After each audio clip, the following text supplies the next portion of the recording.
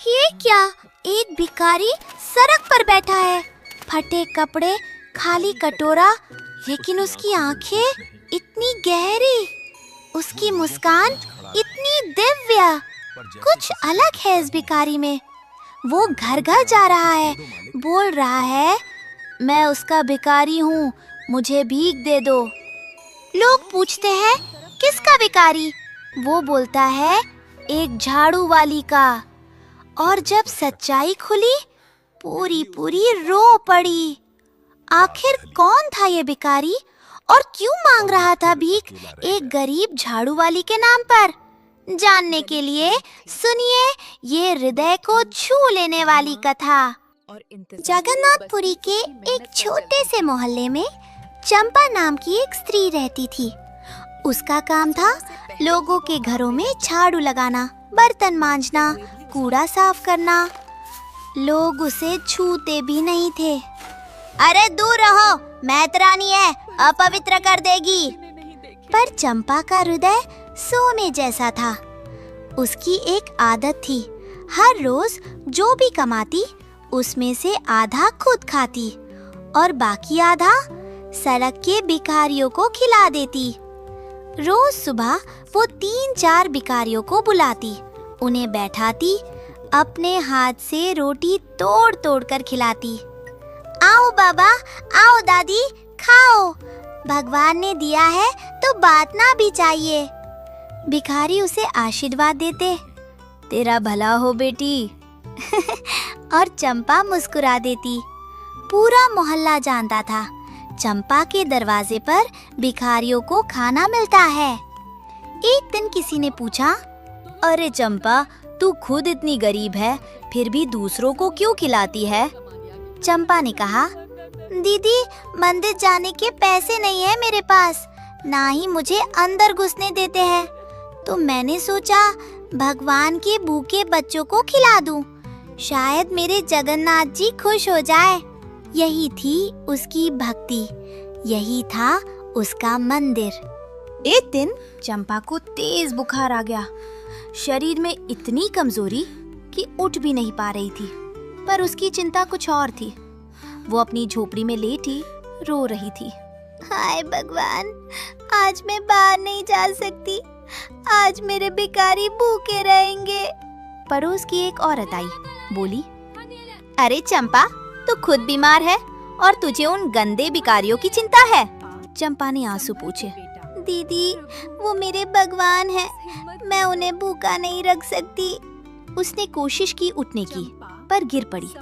हे जगन्नाथ, मुझे माफ कर देना, आज मैं तुम्हारे बच्चों को नहीं खिला पाऊंगी। वो रो रो कर सो गई। उधर स्वर्ग में जगन्नाथ जी बैठे थे। लक्ष्मी जी ने पूछा, प्रभु, आज आप उदास क्यों हैं? जगन्नाथ जी बोले, देवी, मेरी एक भक्त है चंपा, आज वो बीमार है और रो रही है क्योंकि आज उसके भिखारी भूखे रहेंगे। लक्ष्मी जी मुस्कुराई। तो आप क्या करने वाले हैं? जगन्नाथ जी खड़े हो गए। मैं जा रहा हूँ, आज मैं ही उसका भिखारी बनूंगा। और जगन्नाथ जी एक भिखारी का रूप धारण करके पृथ्वी पर उतर आए। सुबह का समय था। पूरी की गलियों में एक अजीब सा भिखारी घूम रहा था। फटे कपड़े, खाली कटोरा, पर उसकी आंखें असाधारण रूप से सुंदर थीं। उसकी मुस्कान दिव्य थी। वो पहले घर के दरवाजे पर पहुंचा, दस्तक दी। एक धनी व्यापारी बाहर आया। भिखारी बोला, भाई साहब, मुझे भीख दे दो। व्यापारी ने ऊपर से नीचे तक देखा। कौन हो तुम? मैं चंपा का भिखारी हूँ। चंपा? वो झाड़ू वाली? हाँ। व्यापारी हंस पड़ा। अरे वो खुद भिखारी जैसी है, उसके नाम पर तुम भीख मांग रहे हो? हट जाओ यहाँ से। और उसने दरवाजा बंद कर दिया। भिखारी मुस्कुराया, दूसरे घर की ओर बढ़ा। वहाँ एक पंडित रहता था। भाई साहब, भीख दे दो। किसके नाम पर? चंपा के नाम पर। पंडित का चेहरा बिगड़ गया। वो अछूत औरत, उसके नाम पर मैं भीख दूं? तुम्हारा दिमाग खराब है क्या? भागो यहाँ से, वरना डंडे से मारूंगा। भिखारी चुपचाप चला गया। तीसरे घर पर गया, चौथे घर पर गया, पांचवे घर पर गया। हर जगह वही जवाब, चंपा, वो तो मेहतरानी है। उसके नाम पर हम भीख दे? कभी नहीं। हट जाओ, शर्म नहीं आती? एक नीच औरत के नाम पर भीख मांग रहे हो। पूरा दिन बीत गया, भिखारी को एक दाना नहीं मिला। शाम हो गई, भिखारी थक गया, भूखा था, लेकिन उसके चेहरे पर अब भी मुस्कान थी। वो सीधा चंपा की झोपड़ी के सामने जाकर बैठ गया और इंतजार करने लगा। अंदर चंपा बुखार में तड़प रही थी।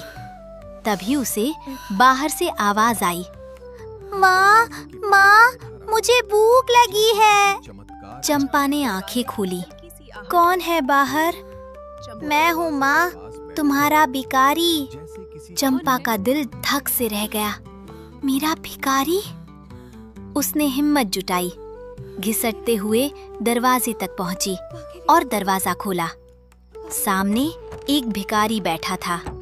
चंपा ने देखा भिखारी की आंखें। वो आंखें उसने कहीं देखी थी, मंदिर की दीवार पर जगन्नाथ जी की तस्वीर में। पर उसने सोचा, मैं बुखार में हूँ, मुझे भ्रम हो रहा है। उसने पूछा, बेटा, तुम कौन हो? भिखारी मुस्कुराया, मैं तुम्हारा भिखारी हूँ माँ। आज तुम बाहर नहीं आई तो मैं खुद आ गया। चंपा की आंखों में आंसू आ गए। बेटा, तुम्हें कैसे पता मैं बीमार हूँ? माँ, तुम्हारा भिखारी हूँ, तुम्हारा हर दर्द मुझे पता है। चंपा रोने लगी। बेटा, आज मेरे पास खाने को कुछ नहीं है, मैं काम पर नहीं गई, कोई कमाई नहीं हुई। भिखारी बोला, कुछ भी नहीं है। चंपा ने अंदर झांका।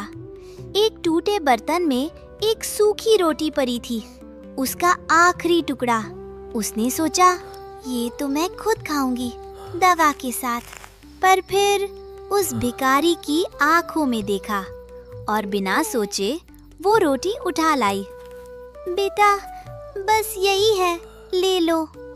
भिखारी ने हाथ आगे बढ़ाया, रोटी ली और फिर उसने आधी रोटी तोड़ी, आधी चंपा को वापस दे दी।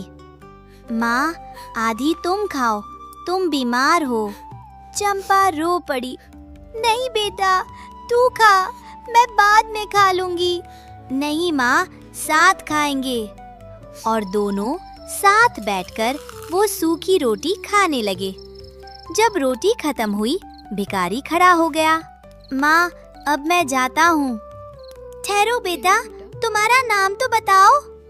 भिखारी मुस्कुराया और तभी उसके शरीर से एक दिव्य प्रकाश निकलने लगा। चंपा की आंखें फटी रह गई। भिखारी के फटे कपड़े पीतांबर बन गए।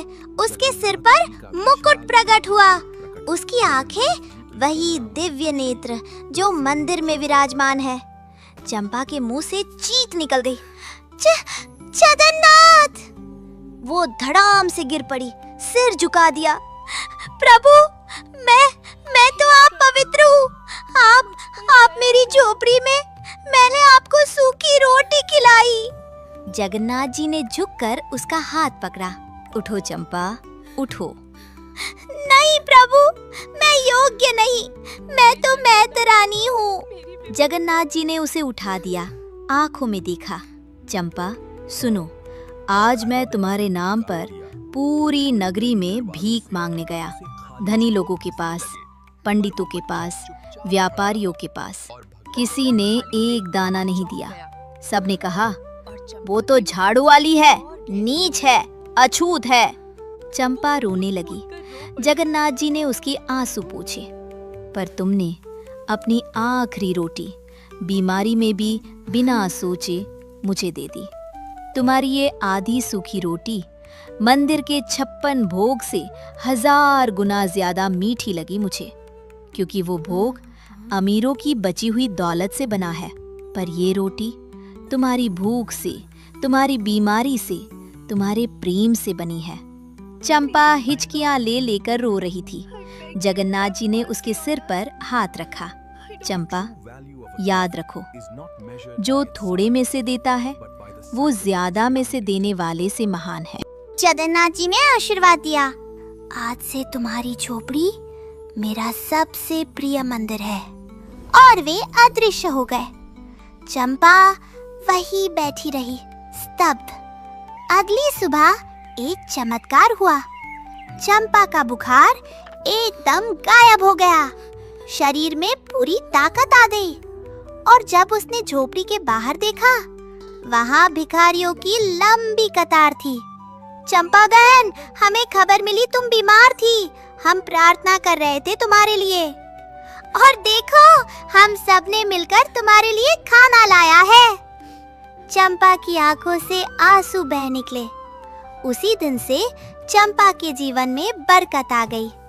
काम बढ़ गया, कमाई बढ़ गई, पर उसकी आदत नहीं बदली। वो आज भी रोज अपने भिखारियों को खिलाती और हर भिखारी को वो जगन्नाथ समझकर परोसती। उसकी झोपड़ी पूरी पूरी में प्रसिद्ध हो गई। लोग कहने लगे, अगर सच्ची भक्ति देखनी है तो चंपा के पास जाओ।